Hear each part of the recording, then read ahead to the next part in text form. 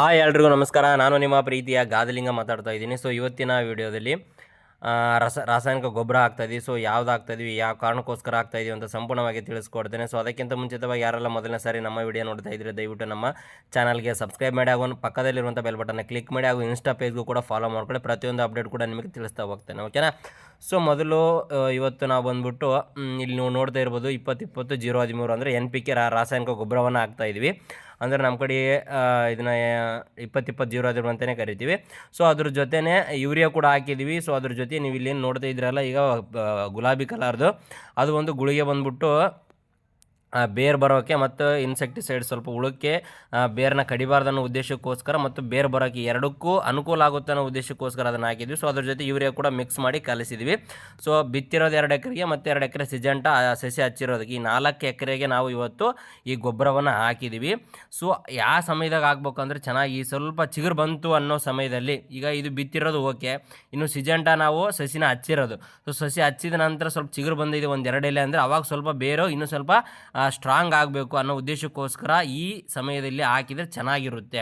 ಯಾಕಂದರೆ ಬೇರು ಕೂಡ ಬೆಳೀತವೆ, ಕಾಂಡ ಕೂಡ ದಪ್ಪ ಆಗುತ್ತೆ, ಗಿಡಕ್ಕೆ ಚಿಗುರು ಬರೋಕ್ಕೆ ಬೆಳೆಯೋಕ್ಕೆ ಪುಷ್ಟಿ ಕೊಡುತ್ತೆ.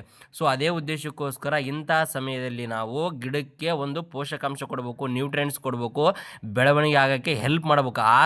ಇಂಥ ಸಂದರ್ಭದಲ್ಲಿ ಹಾಕಿದಾಗ ಮಾತ್ರ ಗಿಡ ಚೆನ್ನಾಗಿ ಬೆಳವಣಿಗೆ ಆಗುತ್ತೆ ಅನ್ನೋ ಉದ್ದೇಶಕ್ಕೋಸ್ಕರ ನಾವು ಇವತ್ತು ಈ ರಾಸಾಯನಿಕ ಗೊಬ್ಬರವನ್ನು ಹಾಕ್ತಾಯಿದ್ದೀವಿ, ಓಕೆನಾ. ಮೊದಲನೇದು ನೀವು ನೋಡಿದ್ರಲ್ಲ 20-20-0-13 ನಮ್ಮ ಕಡೆ ಕಾಂಪ್ಲೆಕ್ಸ್ ಅಂತೇಳಿ ಕರಿತೀವಿ. ಸೊ ನಾವು ಇವತ್ತು ಕಾಂಪ್ಲೆಕ್ಸು ಯೂರಿಯಾ ಅಂದರೆ ಈರೆ ಅಂತೇಳಿ ಕರಿತೀವಿ. ಸೊ ಶಾರ್ಟ್ಕಟ್ಟಾಗಿ ಹಳ್ಳಿ ಜನದಲ್ಲಿ ಈರೆ ಅಂತ ಕರಿತಾರೆ, ಅದು actually urea. So urea complex ಅದ್ರ ಜೊತೆ ಜ್ಯೂಸ್ ಫೋರ್ಸ್ ಅಂತೇಳಿ ಗುಳಿಗೆ ಹಾಕಿದ್ದೀವಲ್ಲ, ಸೊ ಅದು ಬಂದ್ಬಿಟ್ಟು ಈಗ ನೀವು NPK ಗೊಬ್ಬರ ಕೇಳಿರ್ತೀರಿ, ಎಲ್ಲರೂ ಪ್ರತಿ ವರ್ಷವೂ ಹಾಕೋದು ಅದೇ ನಾವು ಕಾಂಪ್ಲೆಕ್ಸು ಮತ್ತು ಯೂರಿಯಾನೇ ಜಾಸ್ತಿ ಆಗ್ತಾ ಇರ್ತೀವಿ. ಗಿಡದ ಬೆಳವಣಿಗೆಗೋಸ್ಕರ, ಗಿಡಕ್ಕೆ ಒಂದು ಆಹಾರ ಕೊಡೋಕ್ಕೆ, ಪುಷ್ಟಿ ಕೊಡೋಕ್ಕೆ, ನ್ಯೂಟ್ರಿಯೆಂಟ್ಸ್ ಕೊಡೋಕ್ಕೆ ಈ ರೀತಿ ನಾವು ಪ್ರತಿ ವರ್ಷವೂ ಹಾಕ್ತಾ ಇರ್ತೀವಿ. ಸೊ ಅದೇ ಉದ್ದೇಶಕ್ಕೋಸ್ಕರ ಈಗ ಮೊದಲನೇದು ನಮ್ಮದು ರಾಸಾಯನಿಕ ಗೊಬ್ಬರ ಏನಪ್ಪ ಅಂದರೆ ಕಾಂಪ್ಲೆಕ್ಸು, ಯೂರಿಯಾ, ಅದ್ರ ಜೊತೆ ಈ ಜ್ಯೂಸ್ ಫೋರ್ಸ್ ಅಂತ ಗುಳಿಗೆ. ಸೊ ಈ ಗುಳಿಗೆ ಏನು ಕೆಲಸ ಮಾಡುತ್ತಪ್ಪ ಅಂದರೆ ಬೇರನ್ನು ಸ್ಟ್ರಾಂಗ್ ಮಾಡುತ್ತೆ, ಬೇರನ್ನ ನೆಲಕ್ಕೆ ಇನ್ನೂ ಸ್ವಲ್ಪ ಸ್ಟ್ರಾಂಗ್ ಬೇರನ್ನ ಬೆಳವಣಿಗೆ ಮಾಡುತ್ತೆ. ಆ್ಯಕ್ಚುಲಿ ಬೇರನ್ನ ಬೆಳವಣಿಗೆ ಮಾಡೋದ್ರ ಜೊತೆನೇ ಬೇರು ಮತ್ತು ಏನು ಎಂಡೆ ಹುಳ ಈ ಹುಳ ಇರ್ತಾವಲ್ಲ, ಅವು ಏನೋ ಬೇರನ್ನ ಕಡ್ಲಾರ್ದಂಗೆ, ಕಾಂಡನ ಕಡ್ಲಾರ್ದಂಗೆ ಹೆಲ್ಪ್ ಮಾಡುತ್ತೆ. ಸೊ ಈ ಎರಡು ಕೆಲಸ ಮಾಡೋದಕ್ಕೆ ಉದ್ದೇಶಕ್ಕೋಸ್ಕರ ನಾವು ಇವತ್ತು ಈ ಕಾಂಪ್ಲೆಕ್ಸ್ ಮತ್ತು ಯೂರಿಯಾ ಜೊತೆ ಅದನ್ನು ಮಿಕ್ಸ್ ಮಾಡಿ ಮಾಡ್ತಿರೋದು. ಸೊ ಇನ್ನೊಂದು ಏನಪ್ಪ ಅಂದರೆ ಈ ರೀತಿ ಮೊದಲು ನಾವು ಕುಂಟೆ ಹೊಡೆದ್ವಿ, ಕುಂಟೆ ಹೊಡೆದ ನಂತರ ಸೊತ್ತು ಹಾಕಿದ ನಂತರ ಮತ್ತೆ ನೀರು ಕಟ್ಟಬೇಕು. ಇದು ಇಂಪಾರ್ಟೆಂಟು. ಯಾಕಪ್ಪ ಅಂದರೆ ನೀರು ಕಟ್ಟಿದ ಮೇಲೆ ಗಿಡ ಸ್ವಲ್ಪ ಬೇಗ ಬೆಳವಣಿಗೆ ಆಗುತ್ತಲ್ಲ. ಸೊ ಯಾಕಂದರೆ ಈಗ ಊಟ ಮಾಡಿದ ಮೇಲೆ ನೀರು ಕೊಡಲೇಬೇಕು ನಾವು. ಅದೇ ಉದ್ದೇಶಕ್ಕೋಸ್ಕರ ನಾವು ಈಗ ಊಟ ಕೊಟ್ಟಿದ್ದೀವಿ ಅದಕ್ಕೆ.